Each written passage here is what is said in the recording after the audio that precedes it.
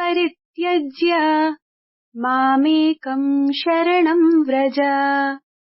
अहं त्वां सर्वपापेभ्यो मोक्षयिष्यामि मा शुचः। प्रियांसः श्रोतारः, हार्दिकं स्वागतम् अभिनन्दनं च भवतां समेषाम् आकाशवाण्याः श्रव्य संस्कृत पत्रिकायाः संस्कृत साप्ताहिक्याः प्रत्यग्रे अस्मिन् मनोविनोदकरे अङ्के। अहं निधि झा नमस्करोमि सर्वान् श्रोतृवृन्दकान्। आयान्तु कार्यक्रमस्य शिवमयं समारम्भं कुर्मः। सुविदितमेतत् यत् संस्कृत भाषा संस्कारयुक्ता परिष्कृता भाषा। उक्तं च जानाति विविधा भाषाः जानाति विविधा कलाः, आत्मानं नैव जानाति यो न जानाति संस्कृतम्। अस्यामेव भाषायां सुसंस्कृत जीवनस्य निर्माणाय जीवनादर्शाणां शिक्षाप्रदाने नैकानि सुभाषितानि समाहितानि। खिन्नं चापि सुभाषितेन रमते स्वीयं मनः सर्वदा इति कृत्वा प्रथमं शृण्मः तावत् जीवनमूल्यख्यापकं शिक्षाप्रदम् एकं सुभाषितम्। तदिदं प्रस्तौति अस्मदीय सहयोगी पुनीत त्रिपाठी।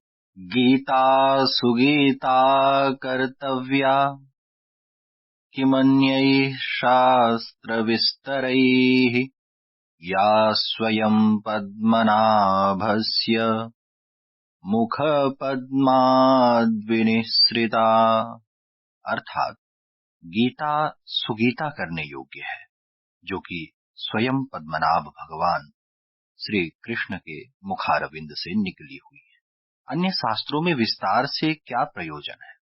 साधु गायकाय पंडित प्रवराय धन्यतां प्रकटयामि। प्रियाः श्रोतारः, अविलम्बेनैव इदानीं प्रसंग प्रभागं प्रविशामः। विभागेऽस्मिन् निखिलानपि श्रोतृगणान् रमणीयैः शब्दप्रवाहैः आनन्दयितुमहं नरेन्द्र दत्त सेमवाल महोदयं विनिवेदयामि। विश्वं दर्पणदृश्यमाननगरी तुल्यं निजान्तर्गतम् पश्यन्नात्मनि मायया बहिरिवोद्भूतं यथा निद्रया। मित्राणि, आधुनिकैः पौराणिकैश्च विषयैः वयं भवतः आनन्दयामः इति। अतः यथा प्रतिज्ञं जगन्मण्डले प्रवर्तमानान् विषयान् शब्दनिचयैः संकलय्य भवतां समक्षमुपस्थापयति सहयोगिनी अस्माकं सुषमा शर्मा। प्रधानमन्त्रिणा नरेन्द्र मोदिनोक्तं यत् आपराधिक न्यायिक विधेयकानाम् अनुमोदनम् ऐतिहासिक औपनिवेशिक कालस्य समाप्तेः प्रतीकं वर्तते। बिहार प्रदेशस्य उपमुख्यमन्त्रिणे तेजस्वी यादवाय, लालू यादवाय च प्रवर्तन निदेशालयस्य पृच्छादेशः प्रेषितः। भूमेः परावर्तन वृत्ति प्रवञ्चना प्रकरणे तेजस्वी परिपृच्छाचक्रे वर्तते। विश्व स्वास्थ्य संघटनेन कोरोना संक्रमणस्य बहुरूप JN-1 वेरिएंट ऑफ इंटरेस्ट एतस्यां श्रेण्यां समाविष्टः। संजय सिंहः भारतीय मुष्टामुष्टि महासंघस्य अध्यक्षः चितः। साप्ताहिकीभिः वार्ताभिः अस्मान् उपकृतवत्यै धन्यवादाः। अयि संस्कृतानुरागिणो ज्ञानार्जन ज्ञान प्रसार कर्म तत्परा ज्ञान वयोवृद्धाः सुधीयः श्रोतारः, कालः समागतः ज्ञान विज्ञान प्रभागस्य। आगच्छन्तु ज्ञान विज्ञान निदर्शिन्यां प्रभागे महाजनानां प्रत्यक्ष वचनम् अवधारयामः। अद्यास्माकं सन्निधौ वैविध्यन्ते श्री लाल बहादुर शास्त्री राष्ट्रिय संस्कृत विश्वविद्यालयस्य शिक्षाशास्त्र विभागे सहायकाचार्याः डॉक्टर प्रेम सिंह सिकरवार महाभागाः। संवादं च अमुना समं साधयति अस्मदीय सहयोगी पुनीत त्रिपाठी। श्रोतारः, अद्य अस्माभिः सह आकाशवाण्यां समुपस्थिताः सन्ति श्री लाल बहादुर शास्त्री राष्ट्रिय संस्कृत विश्वविद्यालयस्य शिक्षाशास्त्र विभागस्य सहायकाचार्यः डॉक्टर प्रेम सिंह सिकरवार महोदयः। नमस्काराः महोदयः, सुस्वागतमस्ति अत्र भवताम्। नमस्कारः, धन्यवादः। महोदयः, मया श्रुतं यत् शिक्षणाधिगमने भवतः महती रुचिः अस्ति, अपि च आधुनिकरीत्यानुसारी अपि भवान् अध्यापनं करोति। तावत् अध्यापनस्य नवीनप्रवृत्तासु इत्येतस्य आधुनिकप्रकल्पस्य उत वा अधिगमनस्य का भूमिका कल्प्यते, भवता कृपया कथयन्तु। आम् महोदय, मम अध्ययनाध्यापनविषये रुचिः अस्ति। वर्तमानसमये शिक्षणाधिगमे आधुनिकरीत्या अध्यापन अतीव महत्वपूर्णम् अस्ति। कारणमस्ति, आधुनिक शिक्षणाधिगमे यदि प्रभावी शिक्षणं भवेत्, उपयोगी शिक्षणं भवेत्, तर्हि छात्राणां कृते अथवा जनानां कृते एतेषाम् उद्देश्यानां प्राप्तये यदि अध्यापकः प्रतिदिनं स्वाध्यायं करोति, तदेव तस्य शिक्षणम् अधिकं रोचकं भवति। छात्रान् सक्रियं कर्तुं, तेषां ज्ञान समृद्ध्य कर्तुं अस्य उपयोगः भवेत्। कारणमस्ति, यदि स सङ्गणकमाध्यमेन, मोबाइल माध्यमेन अथवा पीपीटी माध्यमेन यदि स्वशिक्षणं करोति, अध्यापनं करोति, अध्ययनं करोति वा, तदा अभिक्रमित अनुदेशन माध्यमेन, दल शिक्षण माध्यमेन प्रभावी भवति। अतः आधुनिक नवीन प्रवृत्तिषु वर्तमान समये अध्यापने प्रयोगः भवति एव। समुचितं प्रतिपादितं भवता। अस्तु, सम्प्रति प्रश्नोऽयं वर्तते यत् संस्कृतशिक्षायां गुणवत्तां संवर्धयितुं के उपायाः विहितव्याः, सहैव कानि समाह्वानानि दरीदृश्यन्ते, ज्ञापयन्तु कृपया। आम् महोदय, संस्कृतशिक्षायां गुणवत्तां संवर्धितुम् अनेके उपायाः दरीदृश्यन्ते। वर्तमानसमये संस्कृतशिक्षणाध्यापनाय शिक्षकाणां, छात्राणां च कौशलानां विकासः समुचितं न भवति। कारणं भवति, तत्र भाषाकौशलानि 4 सन्ति। तानि भाषाकौशलानि श्रवणं, वाचनं, पठनं, लेखनं च। यदि अध्यापकः यदा कक्षे पाठयति तदा छात्रः सम्यक् न शृणोति, तर्हि तस्य श्रवणकौशल पुनः पठनकौशलस्य अपि अभ्यासः न भवति। अतः तेषां विकासार्थं प्रतिदिनं भाषाप्रयोगशालाया माध्यमेन छात्राः यदि अध्ययनं कुर्वन्ति, पठन्ति च, तेषां नियोजनं कर्तुम् अध्यापकः अतीव उत्तरदायी भवति। द्वितीयमस्ति पाठ्यक्रमस्य समये समये संशोधनम्, अग्रे अनुसन्धानाय प्रेरणा। यदि वर्तमानसमये वयं तत्र 21 शताब्द्यां वयं निवसामः, तत्र यदि अनुसन्धानं कथं भवेत्, पूर्वं किमासीत्, 50 पृष्ठात्मकम् अथवा 5000 पृष्ठात्मकम् अनुसन्धानम् अभवत्। परन्तु वर्तमानसमये केवलं 10 पृष्ठात्मकं यदि किमपि भवति, विशिष्टं भवति, तदेव अनुसन्धानाय प्रेरणा भवेत्। तेषां कृते अनुदानस्य व्यवस्था अपि भवेत्, तदेव अध्यापकानां विकासो भवति। अग्रे समानतायाः अवसराः। यदि लिङ्गमाध्यमेन, जातिमाध्यमेन, सम्प्रदायमाध्यमेन यदि भेदः भवति, तदा ये अग्रे गन्तुम् इच्छन्ति तेषां यदि अवसरः एव न प्रदीयते, तदा अपि समस्या भवति। अतः तेषां कृते अपि व्यवस्था भवेत्। अग्रे दक्षता सम्पादनाय व्यवस्था। यदि कोऽपि कर्मणि कुशलः भवति, वर्तमान सर्वकारः तु इच्छति यत् कौशलानां विकासः, यस्मिन् पार्श्वे कौशलानि सन्ति, यदि ते किमपि तत् क्षेत्रे कार्यं कर्तुमिच्छन्ति, तेषां दक्षता माध्यमेन अपि ते नूतन आविष्काराः कथं कुर्वन्ति अथवा करिष्यन्ति, सा व्यवस्था अपि अस्माकं शिक्षाक्षेत्रे, संस्कृतक्षेत्रे अपि भवेत्। अस्तु महोदय, अध्यापनकौशले के नियमाः अथवा पद्धतयः अनुपालनीयाः, भवान् स्वीय अनुभवाधारेण विचारान् प्रकटयन्तु कृपया। आम् महोदय, अध्यापनकौशल विकासाय न केवलम् उच्च शिक्षणे अपितु प्राथमिक स्तरतः विश्वविद्यालयपर्यन्तं समाजे, कार्यस्थले इदम् अत्यन्तम् आवश्यकमस्ति यत् छात्राणाम्, अध्यापकानां, कर्मचारिणां यानि कौशलानि, या क्षमता, या शिक्षणपद्धतयः सन्ति, तेषां द्रुतगत्या परिवर्तनं भवति। बहूनि कौशलानि सामान्यतया शिक्षा सम्बद्धानि भवन्ति, यथा विश्लेषणात्मक कौशलम्, जटिल समस्या निराकरणम्। एकल कार्यं करोति तदा सम्यक्तया न भवति, परन्तु सामूहिकरूपेण टीम टीचिंग, दल शिक्षण माध्यमेन सामूहिक कार्यं भवेत्। मृदुकौशलानाम् आधारेण एव यानि पारम्परिककौशलानि आसीत् तानि अपि अपेक्षितानि भवन्ति। तैः सह आधुनिक डिजिटल माध्यमेन तेषां प्रयोगः कथं भवेत् इति व्यवस्था स्यात्। अतः ज्ञान आधारितानि कौशलानि तु न भवन्ति, परन्तु वर्तमान समये उच्च स्तरीय चिन्तन कौशलानि अपि अपेक्षितानि सन्ति, यथा डिजिटल संसाधनानाम् प्रयोगश्च। डिजिटल माध्यमेन शिक्षण अधिगम प्रक्रिया यदि भवेत् तदा छात्रेषु अन्तर्विषयक दृष्टिकोणं विकसितं भवति। पूर्वं तु किम् अस्ति, यदि छात्रः स्वज्ञानं विषयज्ञानं साहित्ये भवति, साहित्ये तु सम्यक्तया भवति, परन्तु दर्शने अथवा ज्योतिषशास्त्रे तस्य गति न अभवत् अथवा नासीत्। परन्तु वर्तमान समये अन्तर्विषयक दृष्टिकोण माध्यमेन अनुसन्धाने अपि यदि कोऽपि छात्रः साहित्य विषयस्य अस्ति परन्तु तस्य रुचि विज्ञाने अस्ति, तो विज्ञानेन सह आयुर्वेदेन सह अथवा अन्य विषयेषु किं भवति, तस्य ज्ञान वृद्धि भवति।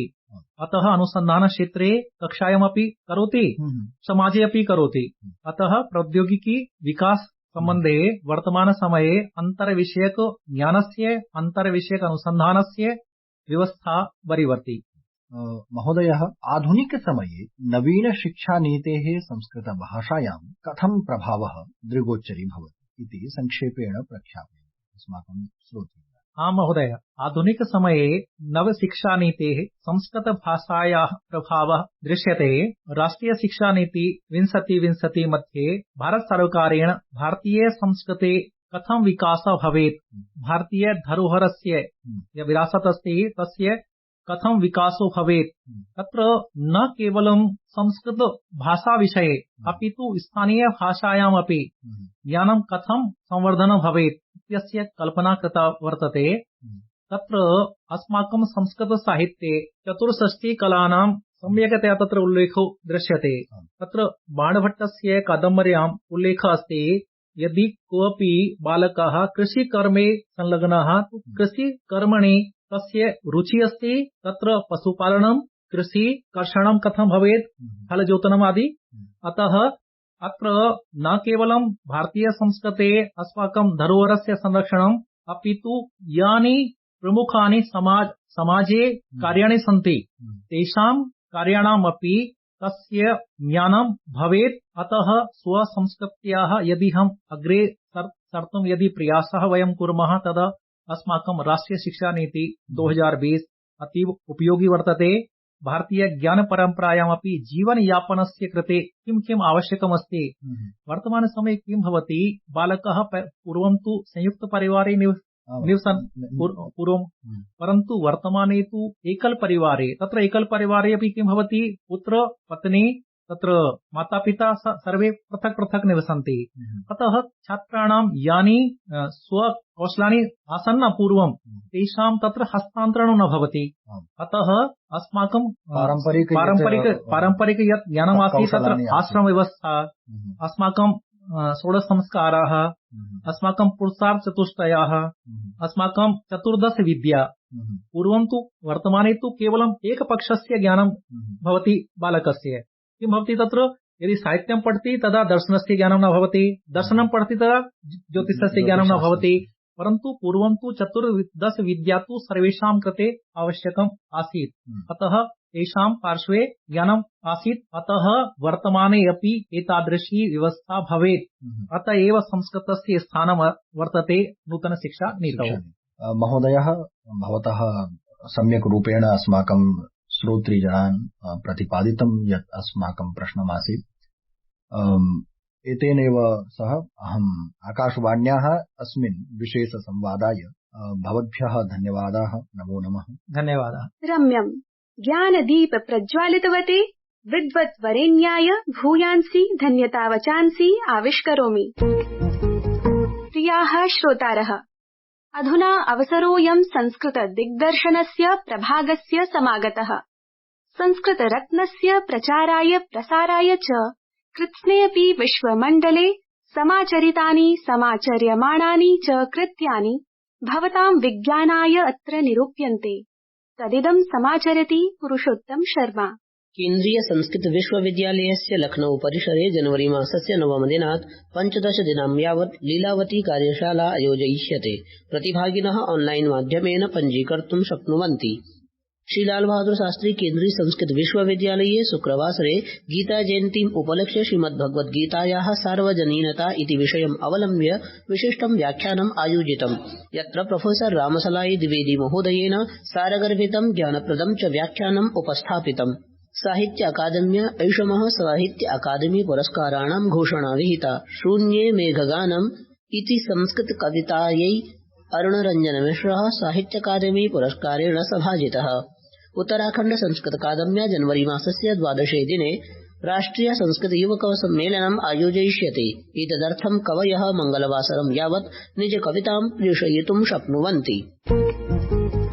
मे सखायः सुहृदाः बालका अपि संस्कृतं श्रावं धन्यत्वमाप्नुयुः, येन निखिलमेव जगत् संस्कृतं सम्भवेदिति विचिन्त्य कार्यक्रमेऽस्मिन् अस्माभिः बालानां कृते विशेषतः कश्चित् प्रभागः प्रकल्पितो विद्यते।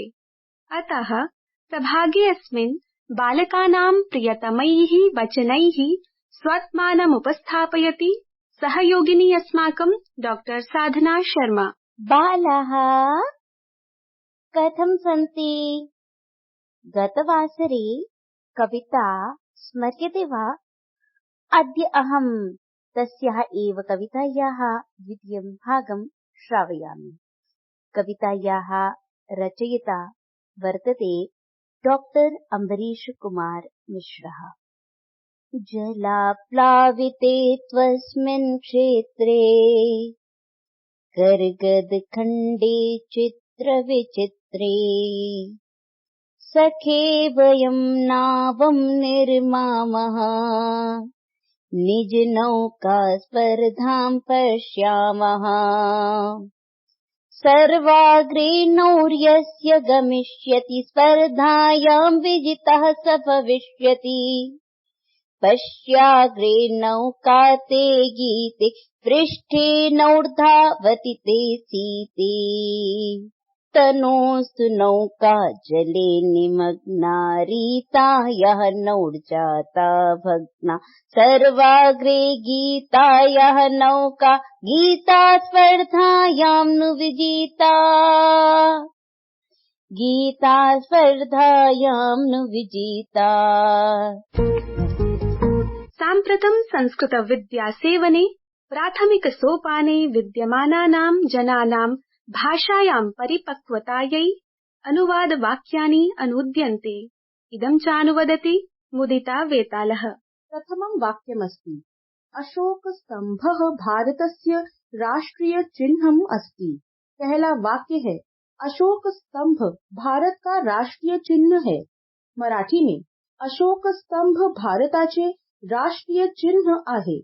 द्वितीयं वाक्यमस्ति, इदं चिह्नम् अशोकस्य सिंहस्तंभस्य अनुकृतिः वर्तते। दूसरा वाक्य है, यह चिन्ह अशोक के सिंह स्तंभ की अनुकृति है। मराठी में हे चिन्ह अशोकाच्या सिंह स्तंभाची अनुकृति आहे। तृतीयं वाक्यमस्ति, अशोकस्य सिंह स्तंभः सारनाथ स्थिते संग्रहालये सुरक्षितः अस्ति। तीसरा वाक्य है, अशोक स्तंभ सारनाथ स्थित संग्रहालय में सुरक्षित है। मराठी में अशोकाचा सिंहस्तंभ सारनाथ येथील संग्रहालयात सुरक्षित ठेवलेला आहे। धन्यवादाः। मे सखायः क्रममनुसरन् अयमद्यतनः कार्यक्रमः विरमणं समायातो विद्यते। कार्यक्रमस्यास्य विषये भवतां भवतीनां च अभिप्रायः अस्माकं प्रोत्साहको भवति। अतः sanskritsaaptahiki@gmail.com सङ्केते स्वाभिप्रायम् अवश्यमेव प्रेषयन्तु। कार्यक्रमस्य चरमसोपाने भगवन्तं श्रीकृष्णं नमस्कृत्य सप्ताहानन्तरं नवीनवार्ताभिः नवोल्लासेन च पुनर्मिलिता स्मः इति आश्वासयन्ती अहं निधि झाः पुनरपि नमस्कारं विरमामि। जयतु संस्कृतं, जयतु भारतम्।